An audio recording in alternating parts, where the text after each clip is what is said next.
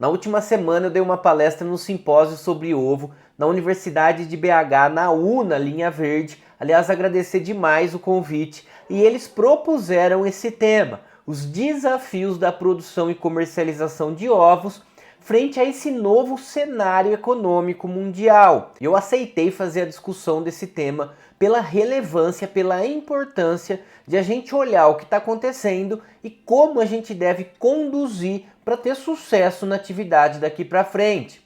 E se você ainda não me conhece, eu sou o professor César. Sejam todos muito bem-vindos e bem-vindas à Escola de Avicultores. E o vídeo de hoje está dividido em duas partes principais. A primeira delas, a gente vai falar qual é esse novo cenário e os desafios impostos por ele. Se a gente está falando de um novo cenário, qual é esse novo cenário?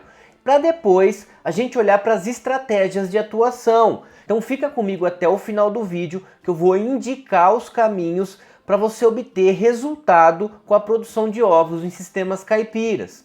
E para a gente começar, vamos entender que esse cenário econômico que a gente vai discutir sobre os desafios começa ainda na pandemia. A pandemia trouxe uma série de consequências, como por exemplo o aumento da demanda internacional, que gerou um aumento dos custos de produção. Então esse aumento, eu já vou adiantar aqui para vocês os desafios. É claro, um dos principais é o aumento nos custos de tudo, mas isso começa lá na pandemia, no contexto da pandemia, que afetou não só o aumento nos preços, mas também várias questões relacionadas à logística, à oferta, à demanda, à produção de bens, ao desemprego, enfim. Foi um caos vivido agora recentemente. E uma coisa muito importante de se pontuar, que não está diretamente relacionado com a questão econômica, mas é uma mudança no comportamento do consumidor de ovos, no consumidor de produtos de origem animal de uma maneira geral, mas no consumidor de ovos muito pronunciado,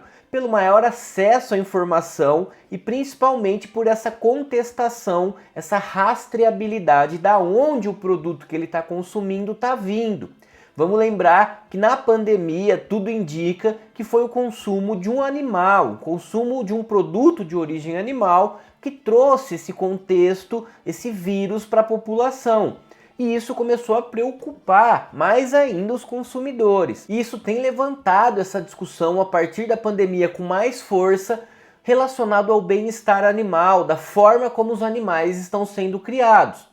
Então um insight aqui já para vocês. Muita gente que me procura para começar na atividade e pergunta se é mais viável começar com gaiolas ou sistemas livres de gaiolas. É claro que daqui para frente o sistema livre de gaiola tende a ser mais aceito pela população e pelo consumidor. E quando tudo começava a caminhar bem, a gente sair da pandemia, vem uma guerra de proporções estratosféricas, a invasão da Rússia na Ucrânia.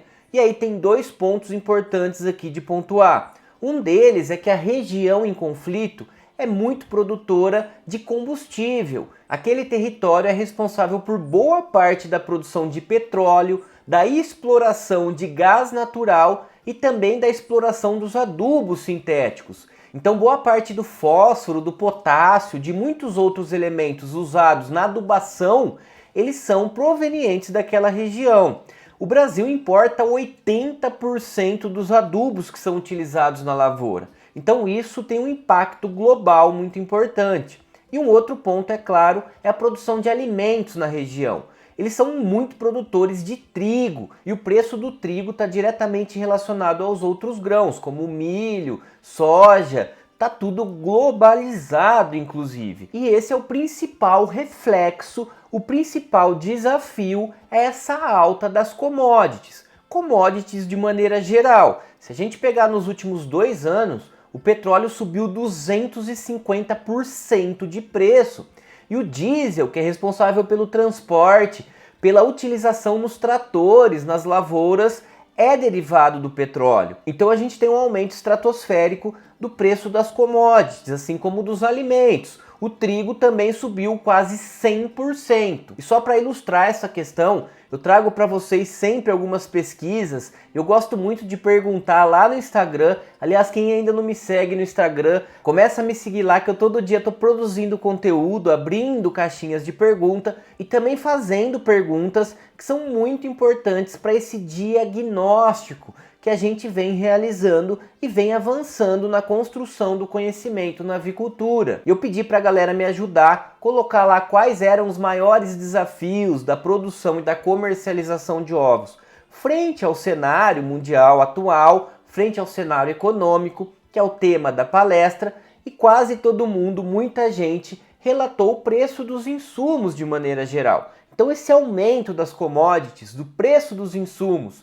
do petróleo, também dos alimentos, principalmente do milho, da soja, é um fator mais preocupante daqui para frente. Se a gente analisar o gráfico do preço do milho na história a longo prazo, a gente vai ver que tem picos, tem quedas. Em 2016, por exemplo, a gente teve uma grande crise e aí teve um pico do preço do milho e depois disso caiu. E caiu inclusive a patamares consideráveis, de 6 anos atrás, enfim. Só que nesse contexto que a gente acabou de ver de pandemia e de guerra na Ucrânia, a curva do preço do milho foi uma coisa estratosférica, uma coisa nunca vista na história. Os preços eles saltaram absurdamente. Se a gente pegar essas pesquisas que eu gosto de fazer, esses diálogos com os produtores, em dezembro de 2019, eu fiz uma cotação, aliás, uma compra para nossa área da universidade de milho e farelo de soja. O saco de 50 quilos do milho estava saindo R$ 48 e o saco de 50 quilos do farelo de soja R$ 85. Recentemente eu fiz uma pesquisa, aliás eu coloquei esse vídeo já no canal sobre essa pesquisa mais profunda e específica dos diferentes valores do milho e do farelo de soja a nível Brasil. Todo mundo contribuiu e eu pude fazer uma média muito interessante, com muita resposta, e a gente chegou nessa média de preço aí do milho, saco de 50 quilos, a R$ 96,23. Isso foi agora em junho de 2022, e se a gente comparar com dezembro de 2019, foi um aumento de 100%, 100,4% de aumento no preço do milho nesses 2 anos. E o comportamento do farelo de soja não foi diferente. O farelo de soja também teve um aumento estratosférico. Saltou lá de R$ 85 o saco de 50 quilos para R$ 165 na atualidade. Um aumento de quase 100%, 95% de aumento no preço do farelo de soja. Mas aí muita gente vai falar, professor, mas tudo aumentou e o ovo também aumentou. O ovo ele teve sim um aumento considerável, mas na casa de 60% nos últimos 2 anos.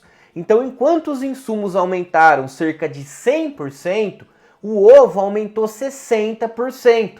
Tem um gap aí de 40% nesse aumento que não acompanhou o preço do ovo. Por isso, nessa segunda parte, a gente vai falar quais são as estratégias de manutenção nessa atividade daqui para frente. Mas para a gente fechar essa análise de conjuntura do momento econômico que a gente está vivenciando, vamos falar da tendência. Qual então é a tendência desse preço dos insumos que não para de subir? A tendência é que se estabilize, é claro, como tudo no mercado tem essa variação, essa volatilidade, muito porque o milho e o farelo de soja são comercializados nas bolsas de valores, eles dependem dessa flutuação, inclusive do dólar, inclusive de tudo que acontece no planeta, e a tendência de mercado é claro que ele se regule, mas os especialistas, os analistas vêm dizendo que essa regulação vai acontecer para cima.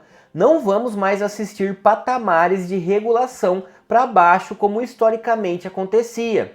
Agora sim, a gente vai trabalhar com valores maiores dos insumos daqui para frente. A tendência é que esse ano de 2022 ainda continue essa variação, essa flutuação para cima. O milho agora deu uma caída, uma recuada no preço por conta do safrinha que chegou e foi com uma excelente produtividade. batemos recordes de produção de milho, isso fez com que o preço mantivesse ali constante no mercado interno, mas ainda tem uma guerra que está acontecendo que a gente não sabe para onde vai caminhar, tem eleição esse ano, então tudo isso vai influenciar. Não tem uma bola de cristal para dizer o que vai acontecer lá na frente, mas a gente consegue enxergar que esses valores eles vão se manter altos. A gente não vai ter uma diminuição como nessa curva que a gente está olhando no gráfico. Por isso precisamos traçar essas estratégias de atuação. Precisamos fazer alguma coisa para se manter na atividade. E eu vou pontuar aqui com vocês alguns eixos para a gente pensar para ter eficiência no sistema e se manter gerando lucro. É muito importante que a gente pense as estratégias divididas por eixos. Tem muitos eixos na avicultura, são vários detalhes, mas eu vou trazer alguns que são principais e primordiais para esse momento de crise. Primeiro deles, sem dúvida nenhuma, está relacionado ao planejamento. E esse planejamento pensado a longo prazo. Estratégias presentes do momento também são utilizadas. Então, às vezes, a gente estava descartando lotes com 90, 100 semanas. Nesse momento, estamos descartando com 75 semanas, 80 semanas. Isso para manter a taxa alta de postura, porque taxas baixas de posturas nos dias de hoje não está fechando a conta. Por isso, a gente tem que organizar o sequenciamento do lote, saber que hora vai entrar e que hora vai sair um novo lote. É primordial para a gente conseguir sucesso na atividade hoje em dia. Depois, um ponto que muita gente erra e é extremamente fundamental, que é a eficiência do sistema olhando para os diferentes eixos. Por exemplo, da genética, a escolha da linhagem adequada. Muita gente se preocupa com descarte de postura, descarte de galinha poedeira, escolhe linhagens erradas de dupla aptidão que não vão fechar a conta a longo prazo. É melhor a gente pensar na produtividade de ovos do que no descarte, por exemplo. Isso está relacionado à escolha da linhagem. A questão de coloração de casca também vai definir a linhagem que eu vou utilizar ou não. Eu vou mesclar linhagens de melhor eficiência com linhagens de menor eficiência, mas que imprimem a cor da casca que o meu mercado deseja.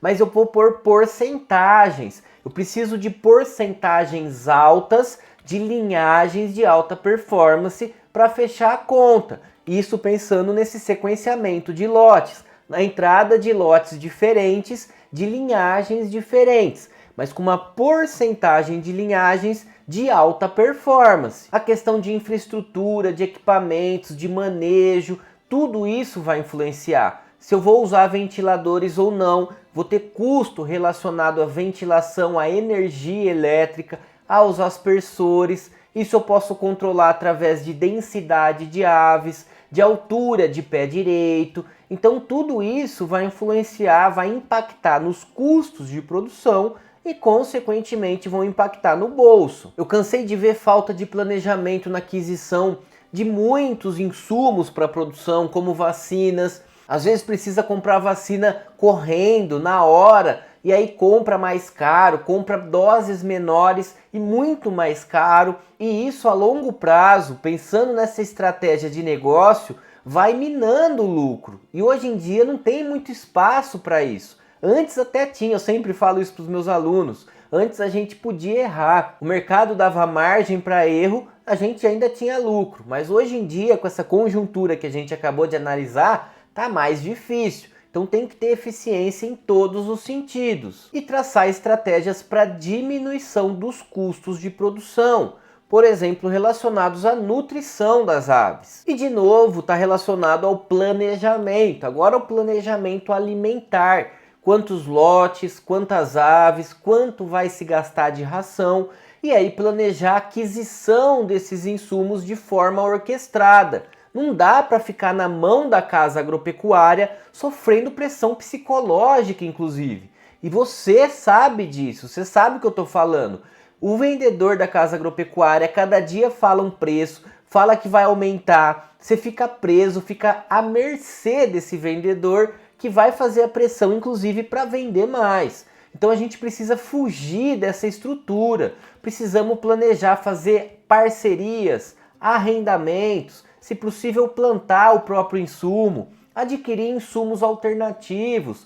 Muita coisa substitui milho, farelo de soja, a gente tem o sorgo, a gente tem o milheto, tem mandioca, tem arroz, tem aveia, tem trigo, enfim, uma série de insumos que a gente pode e deve utilizar na formulação, desde que balanceado de maneira correta, faz a diferença na diminuição dos custos. E a minha eficiência continua alta. E para finalizar, eu não poderia deixar de falar das estratégias de marketing. É outro eixo fundamental para se manter daqui para frente. É buscar esse nicho de mercado específico que está disposto a pagar mais por um ovo de qualidade, um produto diferente e inovar. Trabalhar com estratégias de inovação para atender esse nicho. Então é trabalhar de maneira adequada a venda do ovo, mostrar para o seu consumidor pelos vários mecanismos que a gente tem, desde rótulo, mídias digitais,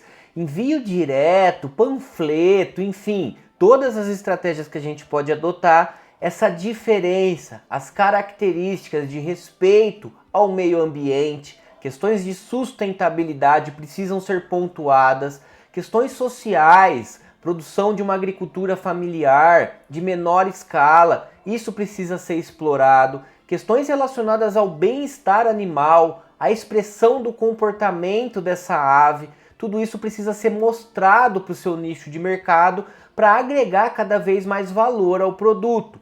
E muitas outras coisas que a gente pode fazer nesse sentido. Tá certo, galera? Queria trazer então para vocês a palestra que eu dei recentemente, falando dessa conjuntura econômica que vai se desenhar daqui para frente e as estratégias que a gente pode adotar para se manter na atividade. Qualquer dúvida pode deixar nos comentários que eu respondo. Um grande abraço a todos e a todas.